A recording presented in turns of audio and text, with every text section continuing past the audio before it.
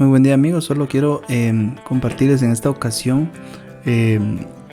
Vamos a hablar sobre la norma ZAPA. Hay algunas discrepancias o algunas confusiones en algún momento sobre las normas ZAPA. Entonces me gustaría yo poder apoyarte con esta información. Entonces solamente voy a compartirte dos documentos que son de alta relevancia. Para la Universidad Mariano Gálvez de Guatemala, nosotros en el área de maestría de negocios o la escuela de negocios tenemos primero un portafolio de investigación. En este portafolio de investigación lo que nosotros tenemos es un documento PDF que lo que hace es darnos las directrices sobre cómo construir nuestro portafolio de investigación, el cual el estudiante durante cada curso entrega diferentes tipos de investigaciones, como lo puede ser ensayos, monografías, casos, diferentes tipos de investigación. Tenemos acá ciertos cuántos documentos hay que entregar, y en qué momento, todo el procedimiento. Pero yo quiero acá hacer énfasis de manera más específica en los aspectos que el portafolio pide y la relación que esto tiene también con las normas ZAPA. Entonces solo voy a ubicar de forma específica ese elemento para que lo podamos ver, pero me interesa que vean el documento completo porque es parte del trabajo.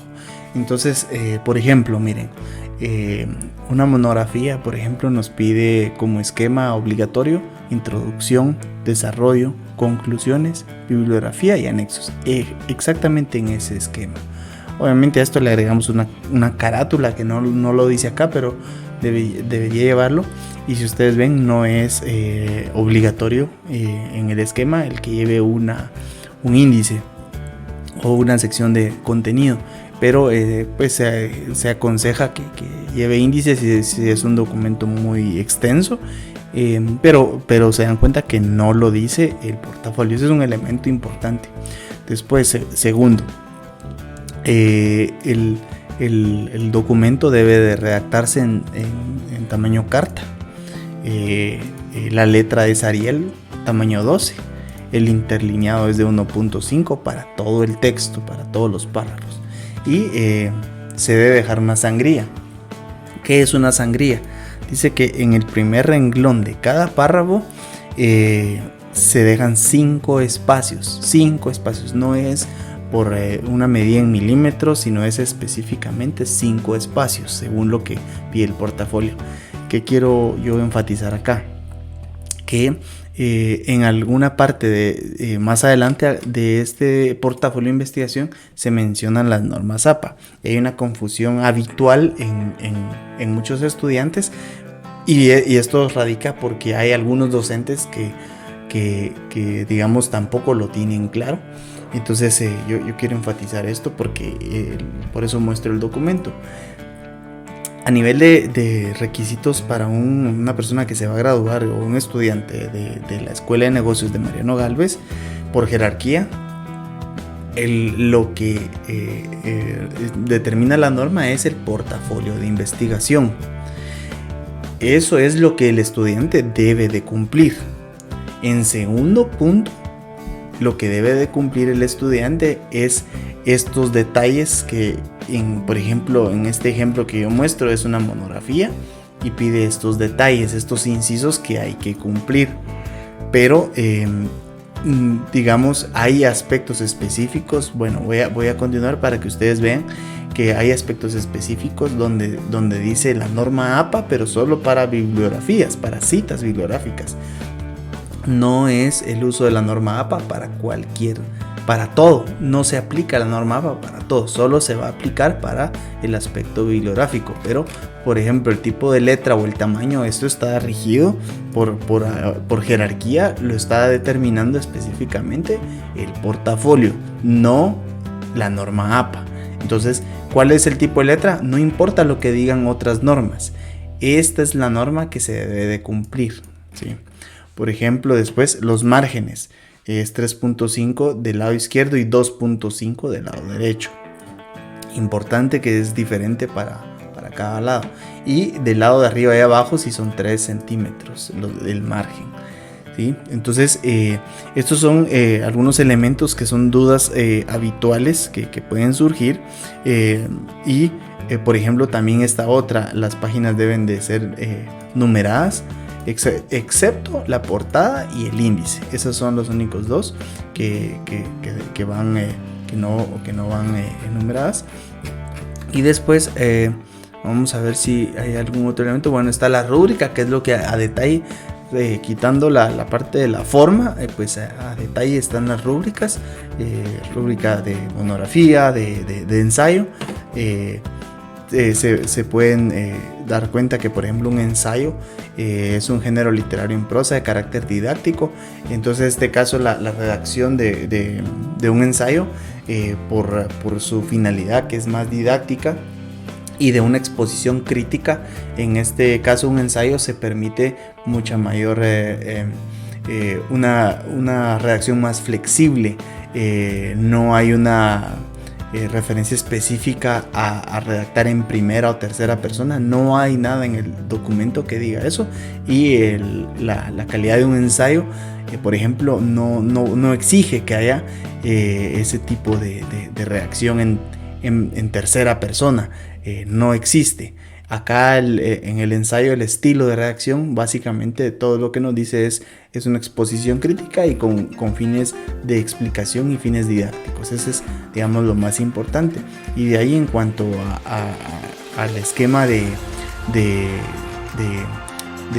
forma, es lo mismo que la parte de una monografía. Y entonces, por ejemplo, llego acá a este punto, que es: todas las citas bibliográficas como el listado de bibliografía deberán apegarse a las normas APA. Acá está el punto. El punto clave es que nos vamos a pegar a las normas APA para las citas bibliográficas.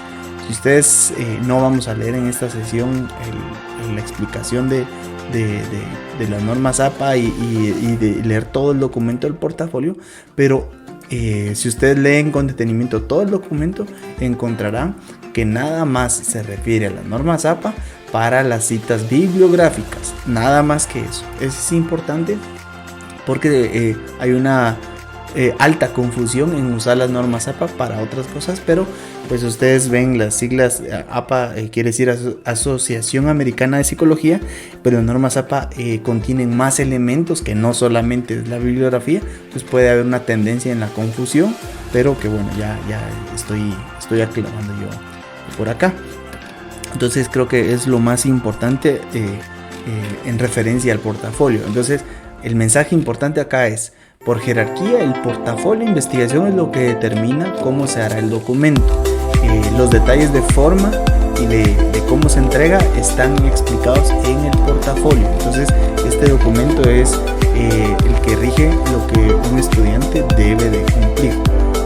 Bueno, esa es una parte. Ahora, la gran inquietud de muchos será la cita bibliográfica. Bueno, entonces para acá voy a hacer uso de la referencia en el 2019. Pues APA sacó su 7ª edición. Entonces esta es la que quiero mostrar. Trae algunos datos relevantes. Algunos docentes podrán exigir que se aplique la 7ª, otros todavía están aplicando la 6ª edición. Yo en general creo que la 7ª es mejor. Simplemente es mi opinión, es mi preferencia, pues es la versión más actualizada. Prefiero sugerirle al estudiante que utilice esta para estar actualizado. Pero bueno, tampoco si regresamos al portafolio, pues no vamos a encontrar algo que nos diga que debemos usar la 6ª o la 7ª edición. Decimos consultar la última edición. Bueno, en este caso, entonces hago la corrección. Sí, es la 7ª edición la que tocaría, pues porque el 2019 fue la actualización a la nueva edición. Entonces esta es la que habría que usar, porque el portafolio dice que se usa la última. Entonces creo que con eso queda claro. Perdón por la confusión. Bueno, entonces acá de manera concreta, este documento de la norma APA Tiene diferentes formas de citar, diferente información. Yo solo voy a enfatizar algunas que son los elementos tal vez como más relevantes, más importantes y comunes que yo observo en los estudiantes. No quiere decir que es la única forma de verlo, pero nada más son algunos consejos que creo que podrían servir.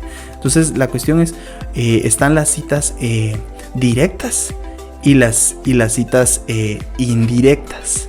Entonces yo quiero empezar con las citas directas. Bueno, cuando hablamos de una cita directa, nos estamos refiriendo a, por ejemplo acá, pueden ser cortas de hasta 40 palabras o en bloque. Entonces en una cita corta, pues la persona está parafraseando acá algunas ideas, y coloca una cita textual de forma, pues está copiando directamente un texto, y al final está incluyendo la cita del autor, ¿sí? La persona, quién es el autor.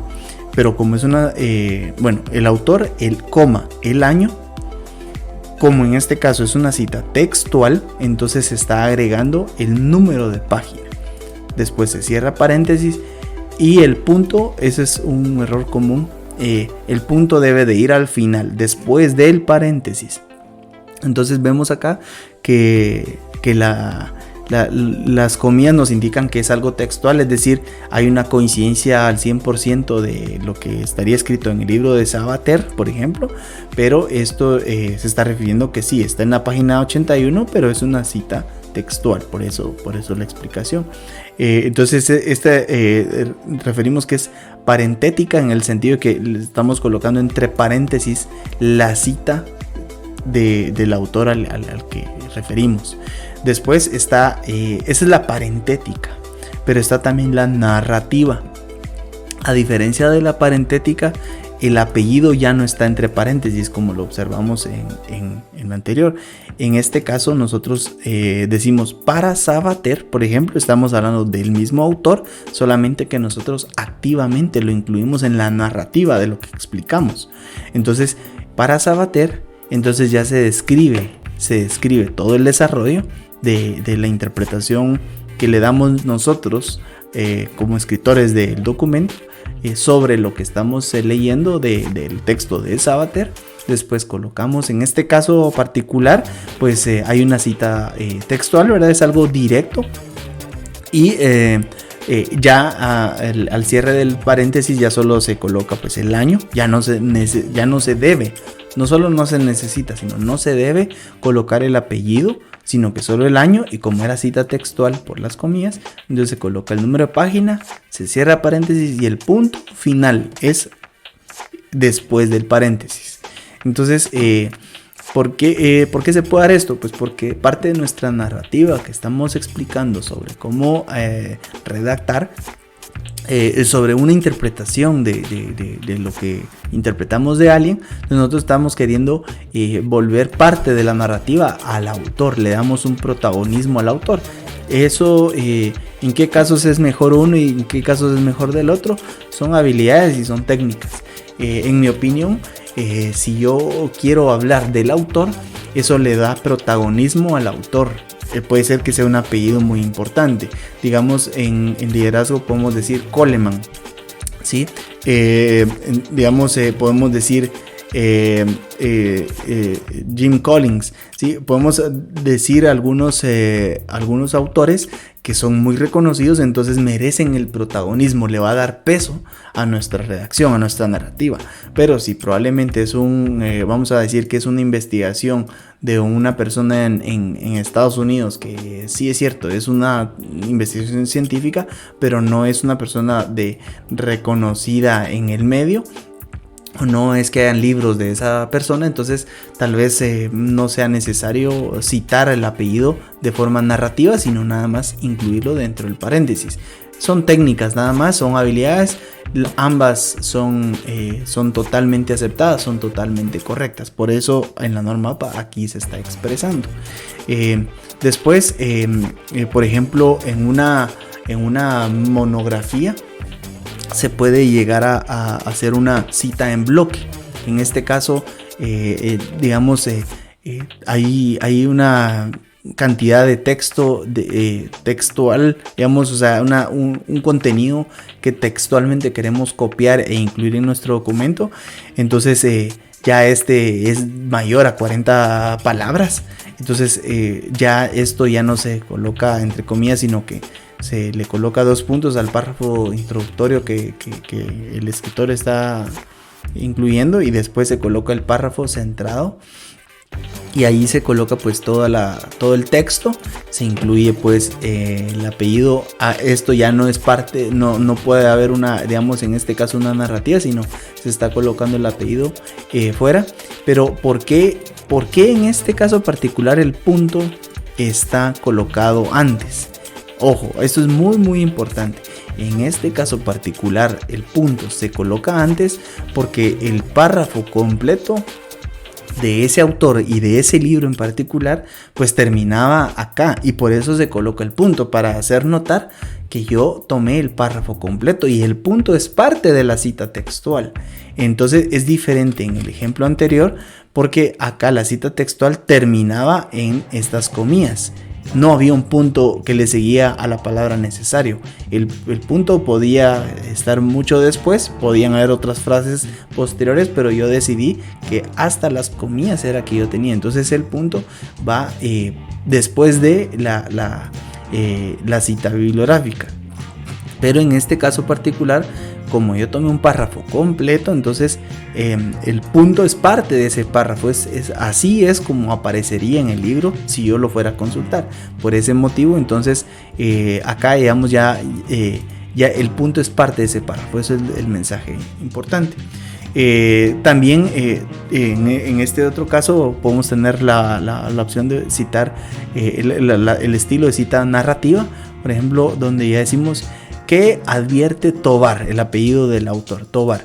Entonces estoy en la narrativa, yo hablo del autor, yo le doy protagonismo al autor, y si nos damos cuenta la diferencia es que ya al final ya no se está incluyendo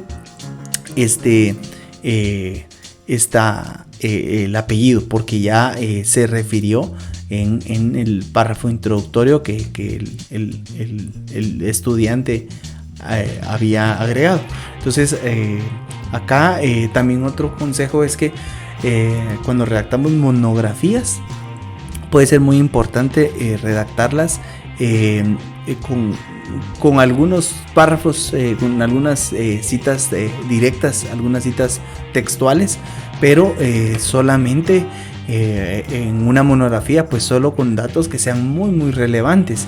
Si nosotros la intención de una investigación tipo monografía es que el estudiante conozca de un tema, pero aprenda del tema y lo pueda procesar con sus propias palabras, ahí es donde estaría el aprendizaje.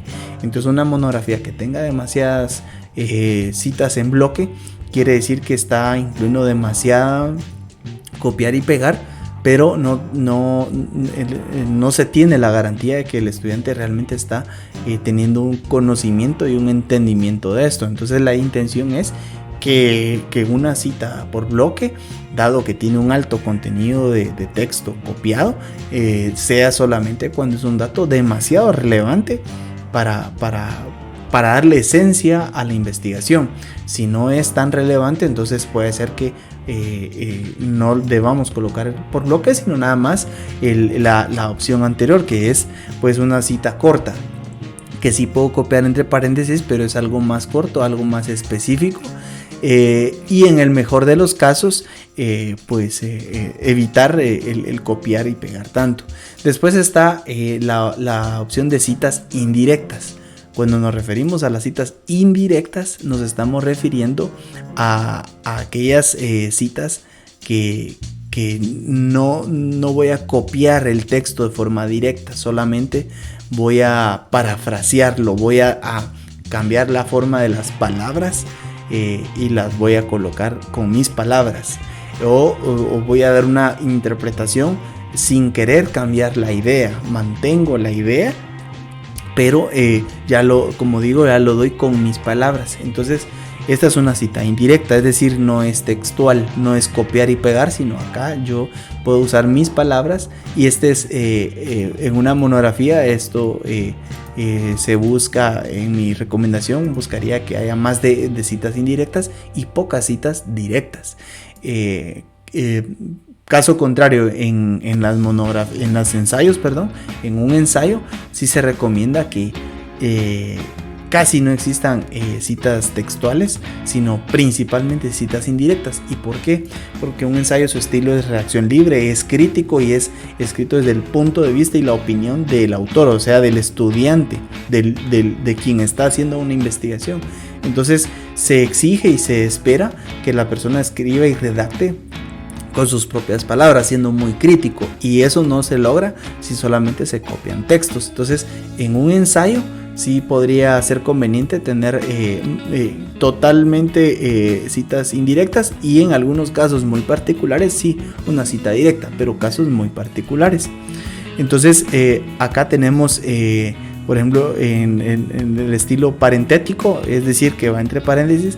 Redactamos toda la idea de lo que leímos y de lo que queremos hablar, entonces ya después se incluye el apellido del autor y coma, el año, cierro paréntesis y el punto va al final, como insisto en esta parte.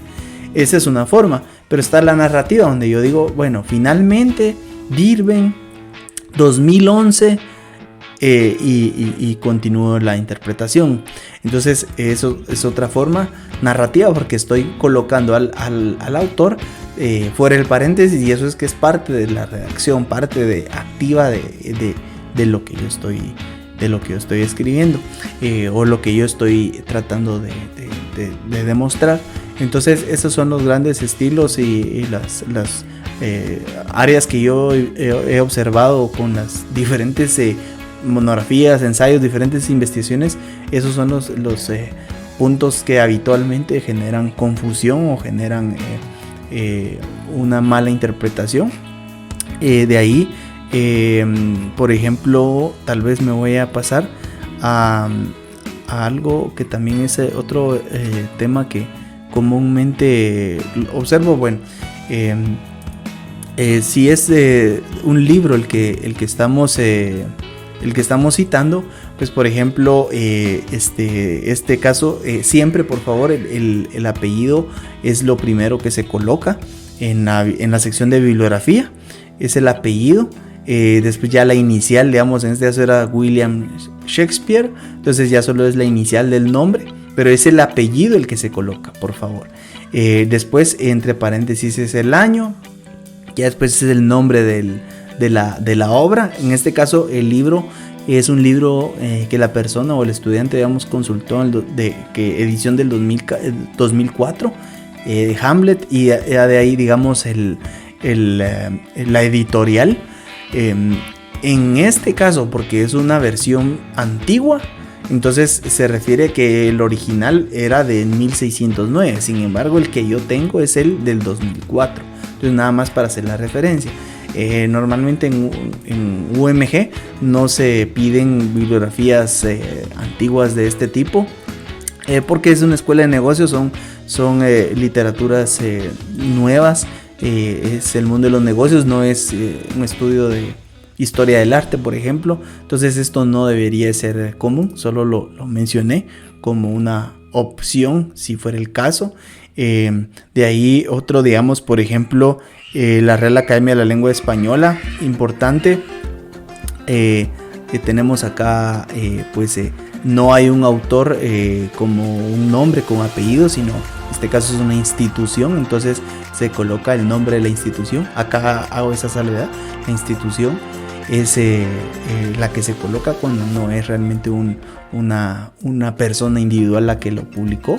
El año, como siempre, digamos, en este caso se coloca Diccionario de la Lengua Española, edición tal, y digamos el vínculo de dónde está ese aspecto que pudimos investigar. Por ejemplo, Wikipedia, también está la forma de citar, que la dejo acá. Acá ya es más específico, incluso no solo el año, sino ya estamos colocando de qué fecha específica es. y como Wikipedia ya es un lugar reconocido, pues se coloca de esta manera como recomendación, y por eso lo quise leer nada más.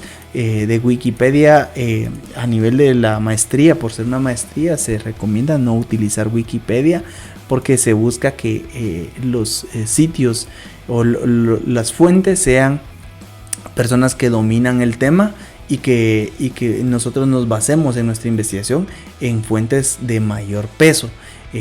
Wikipedia puede ser probablemente para nivel de un pregrado pueda ser más aconsejable, porque estamos introduciendo un tema, pero ya a un nivel de maestría pues no se recomendaría estar haciendo uso de Wikipedia para una investigación que se espera que sea de mayor impacto. De allí, por ejemplo, una ponencia, pues tal vez no veo aquí mayor tema que poder conversar.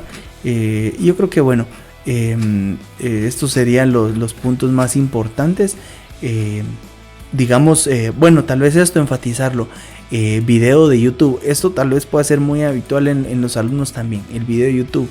Entonces, si vemos acá, pues directamente el autor, en este caso ya vemos, por ejemplo, se llama La Puya, ¿sí? El año y la fecha específicamente de la publicación, cómo se llamaba el video y el link. Entonces, si se dan cuenta, en la séptima edición, para quienes conocían la sexta edición, en la séptima ya no se pide que diga extraído de o recuperado de, ya no se pide que lleve esa leyenda, sino que directamente se coloca la bibliografía y seguida por el link. Entonces, en este caso YouTube, digamos que es la fuente, y por último el link, que es pues directamente a donde podemos ir a consultar. Entonces, esta es la forma para citar videos, es decir, es válido, totalmente válido también citar un video. No solamente hay que citar texto, sino que podemos ver un video y del video poder nosotros hacer nuestra interpretación. Es algo que aconsejo mucho, puesto que ya en YouTube hay mucha información, y si somos muy críticos en buscar información confiable, pues vamos a encontrar buena información en YouTube, que también va a ser más fácil de entender para nosotros y poder citarlo. Eso sí, en YouTube cualquiera puede publicar, al igual que en un blog. Entonces, nada más hay que mantener el ser muy crítico en qué información estamos citando. Entonces, creo yo que eso es, digamos, lo más relevante. Incluso podcast también es similar al concepto del YouTube. Acá está la forma de citar un podcast. Es básicamente la misma esencia. Es el nombre del autor, o del presentador en este caso, la fecha, el tema del episodio del podcast, ya aparte de qué como le llamamos de qué temporada es el podcast, por ejemplo, y en dónde se encuentra, por ejemplo, en este caso Radio Nacional de Colombia, bueno, depende de dónde sea, y el link a donde yo puedo ir a escuchar el podcast. Entonces, creo que como un consejo también adicional, es más fácil entender las cosas si podemos escucharlas en un podcast o en YouTube. Y lo tradicional, que es ir a ver textos. Entonces, hoy en día tenemos altas personalidades que ya tienen sus podcasts. Ustedes pueden escucharlas y de ahí poder sacar su interpretación e incluirlo en su monografía o su respectiva investigación. Entonces, básicamente con eso termino yo de compartirte estas ideas de la norma ZAPA y la relación que tiene con el portafolio de investigación. Espero que eso les sirva. Ahora, lo que me gustaría nada más es, por ejemplo, mostrar acá, es algo ya bastante conocido, pero la forma de incluir las citas, nada más como para ir terminando. Entonces, por ejemplo, en la parte de referencias, entonces yo puedo en Word, cuando nosotros vamos a redactar nuestro documento, tenemos esta sección de administrar fuentes y de insertar cita y el estilo. Entonces, primero nos aseguramos que nuestro archivo o nuestro Word esté automáticamente seteado para que diga APA, pues podríamos tener otro sinfín de normas, pero pues asegurémonos que tenga la norma APA. Entonces vamos a, por ejemplo, incluir alguna, yo digamos tengo acá algunas, pero vamos a ver si nos puede servir no, mejor no, creo que sería de mayor beneficio que incluyamos una nosotros. Entonces vamos a decir que es un libro, solo esto sí me lo voy a inventar. Entonces, por ejemplo, el autor es Alejandro Orantes, ¿sí? Hay una diferencia acá que puede ser un autor individual, pero también podría ser un autor corporativo. En este caso vamos a decir que yo trabajo para Mariano Galvez, entonces yo, el autor no soy yo, sino que yo estoy escribiendo a nombre de Universidad Mariano. ¿Sí? Entonces en este caso pues el autor no soy yo solo escribí a nombre de la universidad. La autoría de lo que yo haga va a ser a nombre de Universidad Mariano Galvez, solo por dar un ejemplo. En este caso yo voy a mantener que es lo tradicional o lo que más se encuentra en las redes, que es un autor individual. Entonces coloco el nombre y el apellido, entonces vamos a decir la innovación. Vamos a decir que este es un tema que quieren citar sobre la persona Alejandro Orantes. Vamos a decir que es del año 2020, ciudad de Guatemala, vamos a decir, y editorial, voy a inventar, Harvard, vamos a decir. Entonces lo voy a aceptar. Entonces acá ya tengo mi lista de referencias. Como un consejo es que cuando vamos a hacer una investigación, una monografía o un ensayo, lo recomendable puede ser que tengamos ya nuestra lista de bibliografías y las agreguemos todas al mismo tiempo. Esto pues para hacer esta tarea más eficiente la hacemos toda al mismo tiempo y posteriormente ya solo vamos citando en el momento que redactamos. Esto puede ser cuestión de gustos, pero esa es al menos una idea que creo que podría servir. Entonces tenemos vamos a poner un ejemplo donde yo redacto, voy a ampliar un poco más.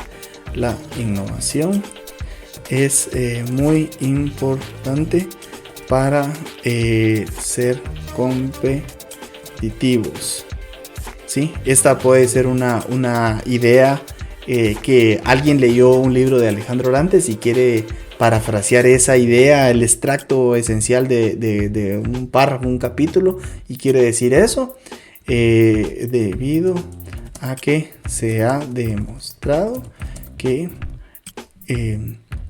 las empresas más innovadoras obtienen más ventas, así lo vamos a dejar. Entonces ahora yo digo, bueno, quiero agregar la cita. Entonces simplemente yo voy a la sección, siempre en el menú de referencia, en insertar cita. En este caso yo solo tengo esta porque solo esa incluí. Entonces la inserto y ya me aparece Orantes, 2020. Esa es una forma, pero con la nueva versión de Office podemos ver que acá yo puedo editar la cita. Entonces yo puedo decir que me incluya, que me suprima el autor, el año o el título. Entonces si en automático o por ejemplo, bueno, voy a dejar esta acá, voy a poner, este es ejemplo 1, pero ahora voy a hacer ejemplo 2. Entonces ahora voy a decir en